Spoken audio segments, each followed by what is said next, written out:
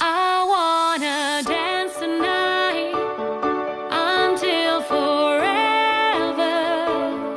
안녕하세요. 6월 모의평가 사회문화 총평을 먼저 시작하도록 하겠습니다. 박부입니다. 녹화 시작하기까지 약간 여유가 있어서 이제 우리 반 아이들, 작년 우리 반 아이들에게 전화를 했습니다. 뭐 그래봤자 한 2명 통화했는데 뭐 하고 있냐 이렇게 했더니 네, 저녁 먹고 애들이랑 놀고 있어요. 뭐 이러더라고요. 그래서 아주 잘하고 있다. 그랬나? 내가 잘 봤니? 뭐 이렇게 좀 물어봤던 것 같습니다.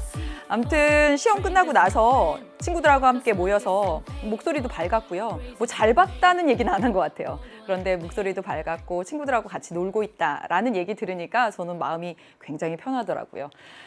제가 인스타그램에도 올렸지만 잘 봤건 못 봤건 아무래도 상관없어야 한다는 거죠. 왜냐하면 모의평가니까. 그래서 제가 모의평가 총평할 때마다 이거 강조해서 말합니다. 모의평가 시험은 진짜 수능처럼 실전처럼 최선을 다해서 보고 나면 끝! 대신 점검은 꼼꼼하게 하는 겁니다. 그래서 저와 함께 이제 점검하는 시간인데요. 전체적으로 보면서 어떤 생각 들었냐면 일단은 이제 깜짝 놀란 게 1번 신유형 문제였습니다.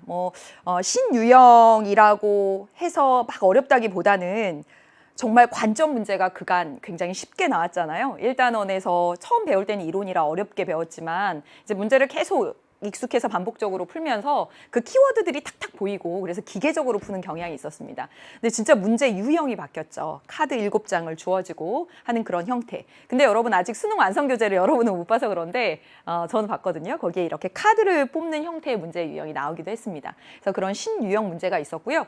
그다음에 또 놀라웠던 거 뭐 있었냐면 그간 평가 요소, 이건 시험에 100% 나오는 거고 이건 단독으로 출제될 가능성이 좀 적은 것들이야 라고 했던 부분들이 단독으로 나왔습니다.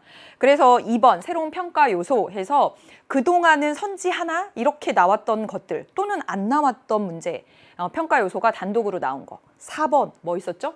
문화 지체와 관련돼서 단독으로 출제가 되었고요. 12번 네, 깜짝 놀랐습니다. 제가 이 질문지 작성의 유의점은 뭐 개념 강의에서도 수특에서도 설명을 하긴 했으나 단독으로 나올 가능성은 적어라고 했는데 팍 하고 나왔죠.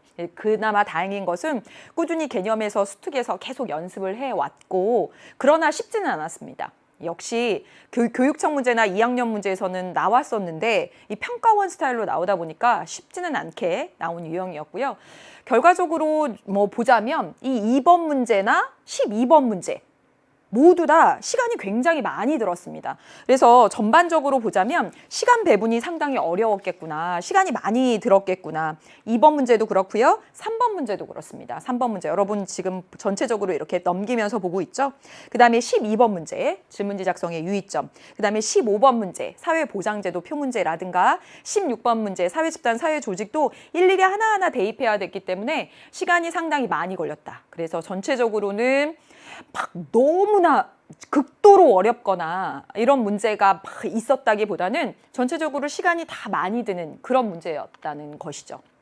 그 다음에 표문제는 뭐 2문제 정도 항상 예상하고 있죠. 2문제 정도 나왔는데 사실은 이 15번 사회보장제도는 뭐 표문제라고 하긴 조금 어려우나 표문제라고 이제 유형을 넣는다면 15번 사회보장제도에서 그리고 20번 사회 계층 표분석 문제 늘 우리가 알고 있는 그 2부분에서 나왔어요. 근데 아주 좀 어쩌면 이럴 수가 있어 하는 정도의 고난도는 아니었다는 것. 그래서 표 문제를 수능 특강이나 또는 개념 또는 기출문제 최신 정도를 풀어본 학생들은 왜냐하면 사회보장제도 표 문제 유형은 최신 기출에 있었던 유형과 매우 흡사하기 때문에 기출을 조금 풀었던 학생들은 그렇게 가혹하진 않았다.